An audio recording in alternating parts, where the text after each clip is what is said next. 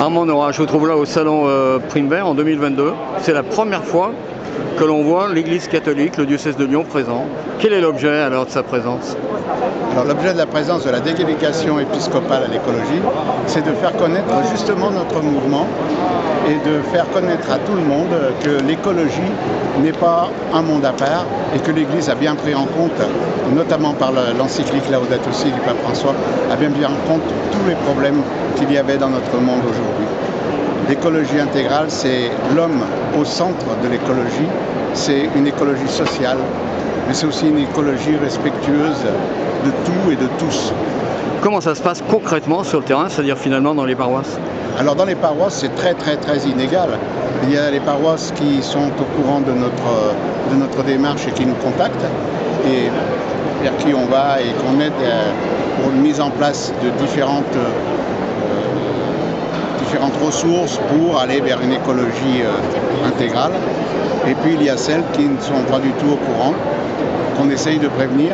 Le souci, c'est quand même qu'on est peu nombreux dans la délégation à l'écologie et qu'on a d'autres choses à faire. Donc on n'a pas le temps nécessaire pour être vraiment à deux morts pour toutes les paroisses. Mais éventuellement, vous répondez aux demandes? Éventuellement, on répond aux demandes. Nos coordonnées sont dans le petit livre Paroisse verte. Et puis, sinon, vous appelez la maison diocésaine et c'est le Père Michel Raquet qui est délégué épiscopal à l'écologie. Vous voyez des changements effectivement qui s'effectuent depuis que ce mouvement a été lancé dans la foulée de l'encyclique du pape François? Oui, des prises de conscience, surtout dans les paroisses rurales, mais aussi dans les paroisses urbaines. Sachant que d'un autre côté, il y a aussi un mouvement qui est lancé par l'Église verte, qui est un label, c'est payant donc un label. Alors nous, c'est entièrement gratuit. Et donc on voit les gens qui commencent à prendre en compte les soucis, y compris les curés, pour certains qui ont vu une sensibilité à ça et qui vont faire un travail sur la façon dont on va vivre la cure.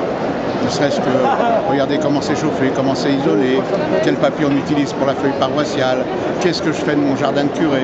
Voilà, c'est des questions qui sont posées, qui se posent et qui trouvent des solutions très universelles pour nous.